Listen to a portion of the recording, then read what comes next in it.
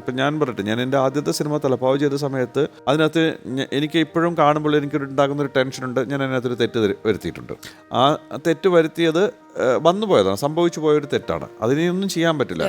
അത് ശരിക്കും പറഞ്ഞാൽ എഡിറ്റ് ചെയ്ത സമയത്തോ അത് ഡബ് ചെയ്ത സമയത്തും റീ റെക്കോർഡിങ്ങും എല്ലാ സമയത്തും ഞാൻ ഉണ്ടായിട്ടും ഞാൻ സിനിമ തിയേറ്ററിൽ വന്നപ്പോഴാണ് ഞാൻ കണ്ടുപിടിച്ചത് എന്നുള്ളതാണ് എൻ്റെ ഒരു എനിക്കുണ്ടാക്കുന്ന ഒരു സങ്കടവും പേടിയും. തിയേറ്ററിൽ വന്നപ്പോഴാണ് ഞാനത് കണ്ടത്. പക്ഷെ നാട്ടുകാരും കണ്ടിട്ടില്ല, നാട്ടുകാരും അത് പറഞ്ഞിട്ടില്ല. പക്ഷെ എനിക്കും അറിയാം, ഓരോ പ്രാവശ്യം ഞാനിത് കാണുമ്പോഴും ഞാൻ ഇതിൻ്റെ ഒരു ഉള്ളിൽ അയ്യോ ആരെങ്കിലും അറിയൂ, മറ്റേ പറയോ, അവർ കണ്ടുപിടിക്കുന്നത് തെറ്റുമല്ല. ഇത് എന്തുകൊണ്ടെന്ന് വെച്ചാൽ ഇതിനകത്തൊരു കാര്യം കൊണ്ടെന്ന് വെച്ചാൽ വർഷങ്ങൾക്ക് മുമ്പ് ഞാൻ രാജീവേട്ടൻ്റെ കൂടെ ബട്ടർഫ്ലൈസ് എന്ന് പറഞ്ഞ സിനിമയുടെ അസിസ്റ്റൻ്റായിട്ട് വർക്ക് ചെയ്യുന്നുണ്ട്. അന്ന് ആ സിനിമയിൽ ഒരു വലിയ തെറ്റ് പറ്റിയിട്ടെന്ന് പറഞ്ഞാൽ ഒരു കണ്ടിന്യൂറ്റി ജമ്പിൻ്റെ ഒരു സാധനം ഉണ്ടാക്കിയിട്ടുണ്ട്. ഞാൻ അന്ന് കോസ്റ്റ്യൂം കണ്ടിന്യൂറ്റിയും കൂടെ നോക്കിയിരുന്ന ഒരാളായിരുന്നു. അപ്പം അതിൻ്റെ അകത്ത് കണ്ടിന്യൂറ്റി എന്ന് പറയുന്നത് ഐശ്വര്യ ജഗദീഷിനെയും പിന്നെ കൽപ്പനയും കൂടെ ഒരു മുറിയിലിട്ടിട്ട് പൂട്ടിയിട്ട് പോകുന്നുണ്ട്. മുറിയിലിട്ട് പൂട്ടുന്നു സീക്വൻസിൽ.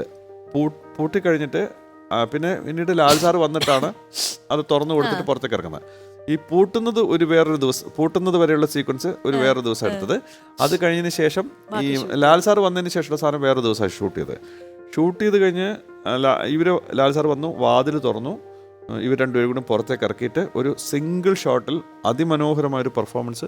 ഒരു സ്റ്റെയർ കേസ് ഇറങ്ങി വന്ന് താഴെ വന്ന് നിന്ന് അടിയും ബഹളത്തിലേക്ക് ആകുന്നത് വരെയുള്ള സീക്വൻസ് എടുത്തു കഴിഞ്ഞ് ആ ഷോട്ട് കഴിഞ്ഞു. അതിൻ്റെ ബാക്കി ക്ലോസപ്പ് റേഞ്ചുകൾ എടുത്തുകൊണ്ടിരുന്നപ്പോഴാണ് ഞാൻ തിരിച്ചറിയുന്നത് കൽപ്പന ബ്ലൗസ് വേറെ കളറാണ്.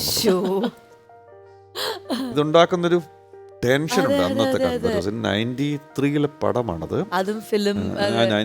91 പടം, 93 പടമാണ്. അപ്പം ഫിലിമാണ്. ഇത്രയും വലിയൊരു ഗംഭീര പെർഫോമൻസ് ഏരിയ ഷൂട്ട് ചെയ്ത് കഴിഞ്ഞതിന് ശേഷമാണെന്നുണ്ടാവും. പക്ഷേ ഞാൻ കൽപ്പനയുടെ അടുത്ത് ചെന്നു. കാരണം വെച്ച് കഴിഞ്ഞാൽ സംഭവം ഇത്രേ ഉള്ളൂ, ഇപ്പോഴും എനിക്ക് ഓർമ്മയുള്ളതാണ്. ഒരു കറുത്ത ബ്ലൗസിൽ വെളുത്ത പുള്ളികൾ എന്നുള്ളതാണത്. ഈ കറുത്ത ബ്ലൗസ് തന്നെയാണ് ഇട്ടിരിക്കുന്നത്, രണ്ടും പുള്ളിയില്ല എന്നുള്ളതാണ്. അപ്പം ആ പുള്ളി വൈറ്റായിട്ട് ഡോട്ട്സ് ആണത്. അപ്പം അത് ഞാൻ ചെന്നിട്ട് അവസാനം ഞാൻ പറഞ്ഞു ഒന്നും ചെയ്യാൻ പറ്റില്ല. കാരണം മറ്റേ ഷോട്ടിനകത്ത് നമുക്ക് കൃത്യമായിട്ട് ഇവരെ വാതിൽ തുറത്തിറക്കി കഴിഞ്ഞതിന് ശേഷം കൽപ്പന രണ്ടുപേരും കൊണ്ട് ഇറങ്ങി കഴിഞ്ഞിട്ട് ജഗദീഷിനെയും പിടിച്ചു കൊണ്ടാണ് ലാൽ സാറ് പോകുന്നത്. കൽപ്പന ബാക്ക് ഡ്രോപ്പിൽ ഉണ്ടെന്ന് മാത്രമേ ഉള്ളൂ. രണ്ടാമത്തെ ക്ലോസപ്പ് എടുക്കുമ്പോൾ ഇത് അറിയാൻ പറ്റും. ഞാൻ ചെന്നിട്ട് അവരോട് ചേച്ചിയോട് പറഞ്ഞു സാരി കൊണ്ട് മൂടിയിട്ട് അപ്പം കയ്യടി ഇവിടെ മാത്രമേ കാണുള്ളൂ, ഇങ്ങനെ നിൽക്കുന്ന സാധനമുണ്ട്. അങ്ങനെ ഞാൻ രക്ഷപ്പെട്ട ഒരു കഥയുണ്ട്. അത് അപ്പോൾ ഇതിൻ്റെ ഒരു ടെൻഷൻ ഉണ്ടാക്കുന്ന വെച്ച് കഴിഞ്ഞാൽ ഇത് എഡിറ്റ് ചെയ്യാൻ അന്ന് മൂവികളിലായിരുന്നു. മൂവികളിൽ ഇത് എഡിറ്റ് ചെയ്യുന്ന സമയത്ത് അംബിസാറായിരുന്നു, ഗോപാൽ സാർ. അമ്പിയുടെ കാണുമ്പോഴൊക്കെ ഈ സീക്വൻസ് എഡിറ്റ് ചെയ്യുമ്പോഴൊക്കെ ദൈവമേ പിടിക്കരുതേ എന്ന് പറയുന്നൊരു പേടി ഒരു അസിസ്റ്റന്റ് ഞാൻ പറഞ്ഞില്ലായിരുന്നു. പിന്നീട് ഞാൻ കുറെ കഴിഞ്ഞതിന് ശേഷം ഞാൻ ഇത് വേറെ സ്ഥലത്ത് പറഞ്ഞത്. ചേച്ചി, അതായത് നിങ്ങളുടെ ആ ഒരു കാലഘട്ടത്തിലുള്ള സുഹൃത്തുക്കളായിട്ട് ഇപ്പോഴും കണക്ഷൻ ഒക്കെ വെക്കുന്നുണ്ടോ? ആ സമയത്ത് അഭിനയിച്ചിരുന്ന ആരെങ്കിലും ഒക്കെ ക്ലോസ് ആയിട്ട്? ഫിലിം ഫീൽഡിൽ നിന്ന് അങ്ങനെ ഒരുപാട് ഫ്രണ്ട്സ് ഇല്ല, വളരെ റെയർ. ഞാൻ അഭിനയിച്ച് തുടങ്ങുന്ന കാലം മുതലേ ഉള്ളൊരു ഫ്രണ്ടാണ് മഞ്ജു പിള്ള. മഞ്ജു ഞാനും ഒരുമിച്ച് മരണം ദുർബലത്തിൽ വർക്ക് ചെയ്ത് അന്ന് മുതലുള്ള ഫ്രണ്ട്ഷിപ്പ് ഇന്നും ഫോളോ ചെയ്യുന്നു. ഇടയിൽ രശ്മി ബോബൻ, അങ്ങനെ വളരെ കുറച്ച് പേരേ ഉള്ളൂ.